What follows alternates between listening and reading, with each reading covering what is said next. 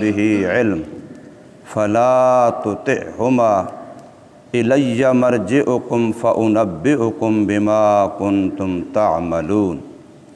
والذين آمنوا وعملوا الصالحات لندخلنهم في الصالحين صدق اللہ مولانا العظیم۔ اور تاکید سے حکم دیا ہم نے انسانوں کو اپنے ماں باپ کے ساتھ حسن سلوک کا، اور اگر زور لگائیں ماں باپ تاکہ شریک بنائے تو میرے ساتھ کسی ایسی چیز کو جو نہیں ہے تیرے لیے اس کا کوئی علم، پس نہ کہنا مان ان دونوں کا، میری ہی طرف لوٹنا ہے تمہارا، پس خبر دوں گا میں تم کو ساتھ اس چیز کے جو تھے تم عمل کرتے۔ اور وہ لوگ جو ایمان لائے اور عمل کیے نیک، ضرور بالضرور داخل کریں گے ہم ان کو صالحین کے درجوں میں۔ سورہ عنکبوت کی آیت نمبر 8 اور 9 آپ حضرات کے سامنے پڑھی گئی اور ترجمہ ہوا ہے۔ اس میں رب کائنات نے والدین کے متعلق، ان کے حقوق کے متعلق ہدایات ارشاد فرمائی ہیں۔ پچھلی آیت میں یہ بات گزری تھی کہ بندہ دنیا میں جتنا بھی نیک عمل کرتا ہے، جب قیامت میں اللہ تبارک و تعالی کے ہاں حساب و کتاب ہوگا تو اس کو اس کے نیک عمل پر کئی گنا بڑھا کر کے زیادہ اجر و ثواب اور بدلہ ملے گا۔ اب نیک عمل تو سارے ہی نیک ہیں، نماز بھی نیک عمل ہے، روزہ حج زکوٰۃ بھی نیک عمل ہیں، اسی طریقے سے اللہ کی مخلوق کے ساتھ بھلائی اچھائی وہ بھی نیک عمل ہے، لیکن اللہ تبارک و تعالی کو جو عمل زیادہ پسند ہیں ان میں سے ایک عمل ہے اپنے ماں باپ کے ساتھ حسن سلوک۔ حدیث پاک میں جب سرکار صلی اللہ علیہ وسلم سے یہ سوال کیا گیا کہ مل کبائر یا رسول اللہ صلی اللہ علیہ وسلم، کہ سب سے بڑے بڑے گناہ کون سے ہیں، تو حضور نے جہاں یہ فرمایا الاشراک باللہ، کسی کو اللہ کا شریک بنانا یہ سب سے بڑا گناہ ہے، تو اسی میں حضور نے فرمایا حقوق الوالدین، ماں باپ کی نافرمانی کرنا سب سے بڑا گناہ ہے۔ اور جب یہ سوال ہوا کہ سب سے افضل عمل کون سا ہے، ای الاعمال افضل یا رسول اللہ، کہ تمام نیک کاموں میں سے سب سے افضل اعلیٰ اولا بہتر کون سا عمل ہے، تو حضور صلی اللہ علیہ وسلم نے کئی موقع پر ارشاد فرمایا بر الوالدین، اپنے ماں باپ سے نیک سلوک کرنا،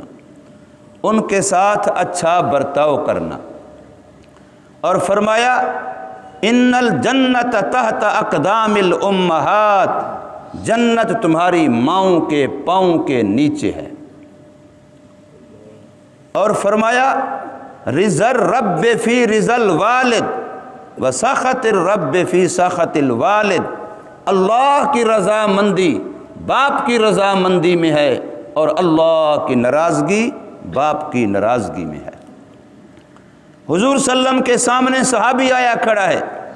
یا رسول اللہ صلی اللہ علیہ وسلم میں جہاد پہ جانا چاہتا ہوں۔ اب جہاد کتنا اعلیٰ افضل عمل ہے، اور اس زمانے میں تو ضرورت بھی زیادہ تھی جہاد کی۔ یا رسول اللہ صلی اللہ علیہ وسلم مجھے اجازت فرمائیے، میں جہاد پہ جانا چاہتا ہوں۔ آپ نے فرمایا کیا آپ کے ماں باپ میں سے کوئی زندہ ہے؟ اس نے کہا کہ ہاں میری والدہ زندہ ہے۔ فرمایا ان کی خدمت کے لیے کوئی اور ہے؟ تو صحابی نے جواب دیا نہیں یا رسول اللہ میں ہی خدمت کرتا ہوں۔ پھر فرمایا تو ماں کی خدمت کر، یہ تیرے لیے اس جہاد سے زیادہ افضل جہاد ہے، یہ اس سے بھی بڑا جہاد ہے تیرے لیے، تو اپنی والدہ کی خدمت کر۔ تو ماں باپ کا بہت بڑا حق ہے، انت و مالک لابیک، تو بھی اور تیری زندگی بھر کی کمائی اور پونجی بھی تیرے ماں باپ کی ہے۔ انت و مالک لابیک،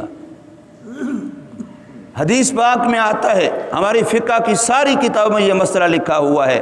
کہ اگر کسی بندے نے کسی کا قرضہ دینا ہے اور وہ دے بھی سکتا ہے پر دیتا نہیں ہے، مطل کر رہا ہے، ٹال مٹول کر رہا ہے،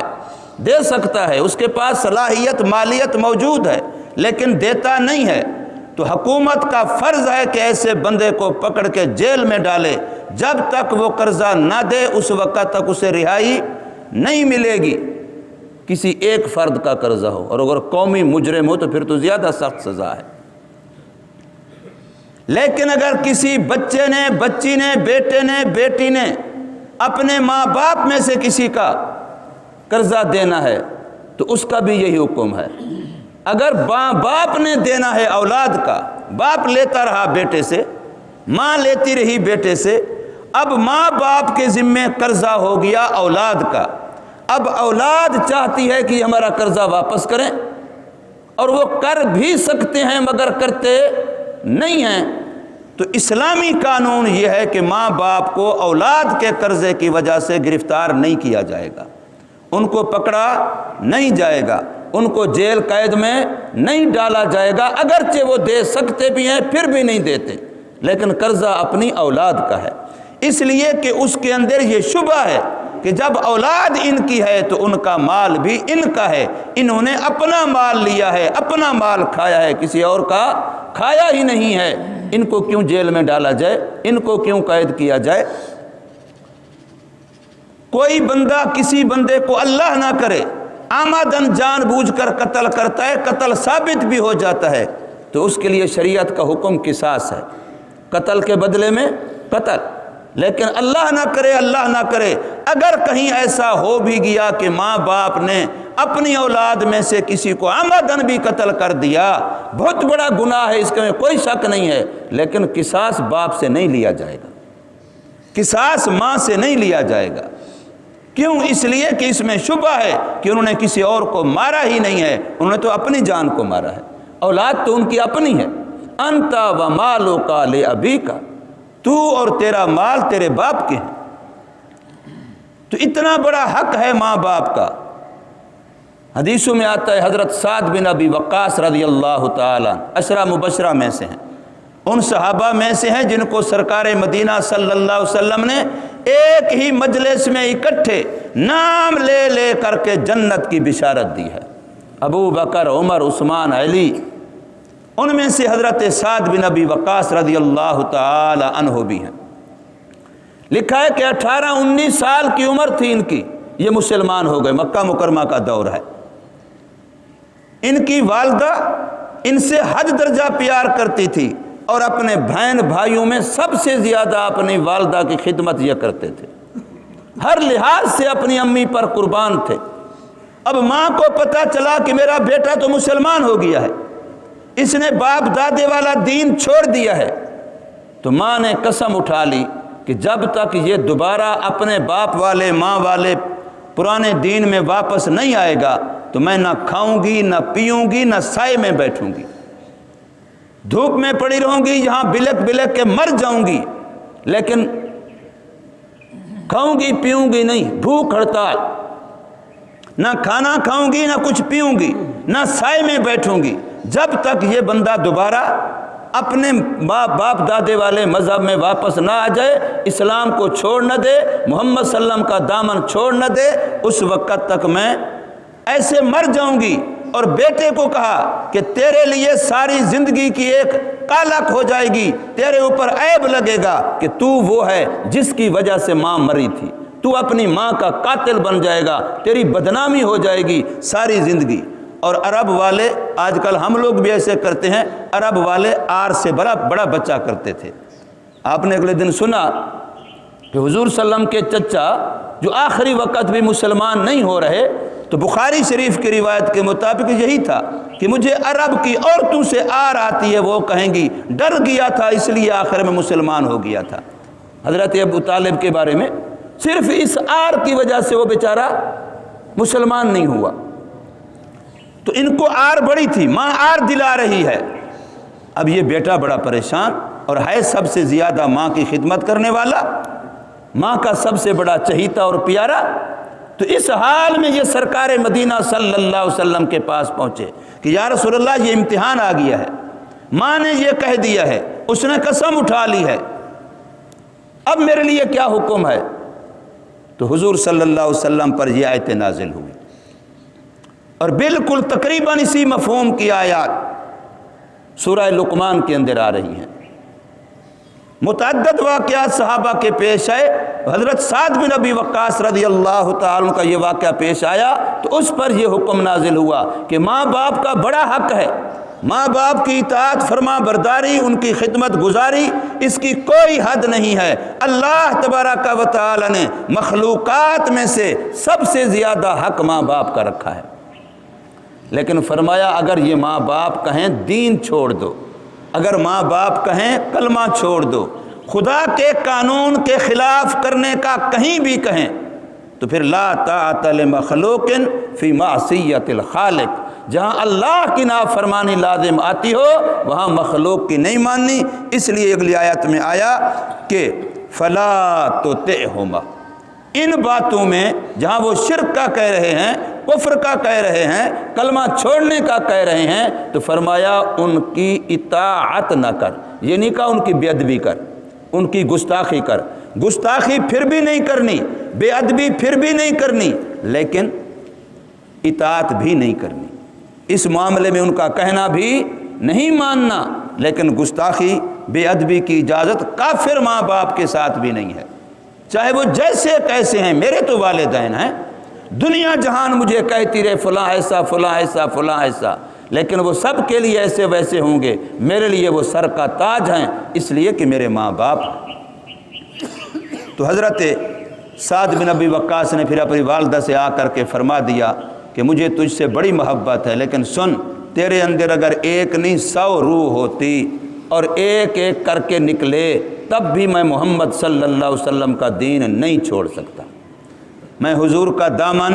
نہیں چھوڑ سکتا، حضور کے دین کو، کلمے کو نہیں چھوڑ سکتا۔ تو ماں نے جب دیکھا کہ اب یہ پکا ہے تو پھر اس نے اپنی قسم توڑ دی۔ اور یاد رکھو علماء نے اسی آیت واقعے کے تحت یہ بھی لکھا ہے، بخاری شریف، مسلم شریف میں جو روایت موجود ہے، ترمذی شریف میں موجود ہے، اس کے تحت لکھا ہے کہ بھوک ہڑتال والا ہنر عمل یہ کفر کی طرف سے چلا ہے، یہ اسلام کی طرف سے نہیں چلا۔ اسلام نے صبر کا کہا ہے کہ اگر کوئی واقعات حالات آ جائیں تو آپ صبر کریں، نہ یہ کہ آپ بھوک ہڑتال کریں۔ تو فرمایا وَوَصَّيْنَا الْإِنسَانَ، اور تاکیدی حکم، پتہ ہے آپ کو وصیت کسے کہتے ہیں؟ وصیت ایسے اہم حکم کو، بات کو کہتے ہیں کہ بندے کو موت کی سختی کے وقت بھی نہ بھولے۔ وصیت بندہ کہتے ہیں آخری وقت میں وصیت کر کے گیا۔ وصیت وہ ایسی اہم بات ہوتی ہے بندے کے ذہن میں، دل دماغ میں، کہ موت کی سختی بھی وہ بات نہیں بھلا سکتی، اتنا اہم بات ہوتی ہے۔ تو اللہ نے یہاں یہ نہیں فرمایا کہ امرنا الانسان، ہم نے انسانوں کو حکم دیا، فرمایا نہیں، وصینا، ہم نے ان کو اتنا تاکیدی پکی بات کہی کہ یہ کسی حال میں بھی بھلانے والی بات نہیں ہے۔ وَوَصَّيْنَا الْإِنسَانَ بِوَالِدَيْهِ حُسْنًا، ہم نے انسان کو وصیت کی، تاکیدی حکم دیا اپنے ماں باپ کے ساتھ حسن سلوک کرنے کا۔ اور حدیث پاک میں آتا ہے، ایک موقع پر حضور نے فرمایا قیامت کی نشانیوں میں سے یہ ہے کہ لوگ اپنے ماں باپ کو گالیاں دیں گے۔ تو صحابی نے پوچھا یا رسول اللہ ایسا گندا زمانہ بھی آئے گا،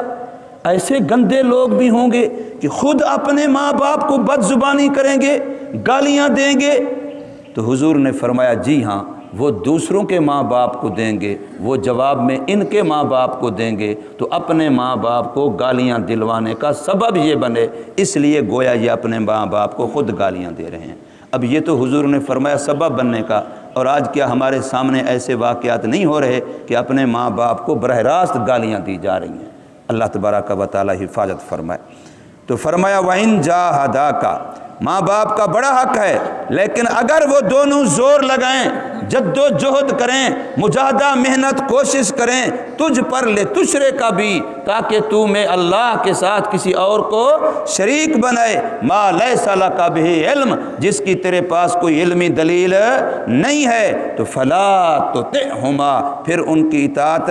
نہیں کرنی، بلکہ اس وقت اس پیشی کو یاد کرنا ہے کہ میں نے اللہ کے سامنے پیش ہونا ہے۔ قبر ماں کی الگ ہوگی، باپ کی الگ ہوگی، اولاد کی الگ ہوگی، قبر ایک نہیں ہونی، اور حساب کتاب بھی الگ الگ ہوگا، اور میدان محشر میں ایک لمحہ ایسا آنے والا ہے، یوم یفر المرء من اخیہ و امہ و ابیہ و صاحبتہ و بنیہ، جب کوئی رشتہ کام نہیں آئے گا، الی مرجعکم، میری طرف تمہارا لوٹنا ہے، فانبئکم، پھر میں بتاؤں گا تم کو، بما کنتم تعملون، جو تھے تم دنیا میں عمل کرتے، والذین آمنوا، اور فرمایا وہ لوگ جو ایمان لائے، وعملوا الصالحات، اور عمل کیے نیک، لندخلنہم، البتہ ضرور بالضرور داخل کریں گے ہم ان کو، فی الصالحین، نیک لوگوں میں۔ یہ جملہ بڑا اہم ہے، قرآن میں کئی جگہ پر آتا ہے۔ یہ نہیں کہا کہ داخل کریں گے ہم ان کو جنت میں، نہیں، داخل کریں گے ہم ان کو نیک لوگوں میں۔ قرآن مجید کے اندر کئی انبیاء کی دعائیں ہیں، نبی ہیں وقت کے، نبی کوئی عام بندے نہیں، نبی ہیں، وہ دعا کر رہے ہیں، الحقنی بالصالحین، اے اللہ مجھے صالحین کے گروہ میں شامل کر، الحقنا بالصالحین، ہمیں نیک لوگوں کے گروہ میں شامل کر، یا ایتھا النفس المطمئنہ ارجعی الی ربک راضیۃ مرضیہ فادخلی فی عبادی وادخلی جنتی، اللہ نے پہلے فرمایا میرے بندوں میں داخل ہو، پھر فرمایا میری جنت۔ تو دنیا میں رہتے ہوئے اپنا شمار کس گروہ میں کروانا ہے؟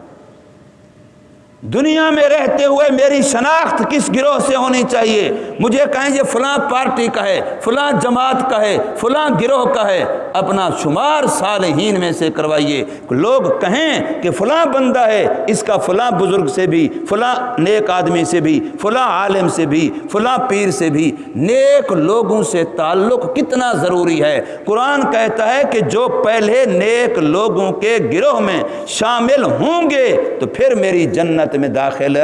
ہوں گے۔ نیک لوگوں کے ساتھ تعلق اتنا زیادہ ضروری ہے، اس لیے تو کہا گیا یک زمانہ صحبت با اولیاء بے از 100 سالہ طاعت بے ریا، ایک لحظہ جو کسی نیک آدمی کی مجلس میں گزرے، فرمایا 100 سال کی بے ریا عبادت سے وہ زیادہ بہتر ہے۔ تو فرمایا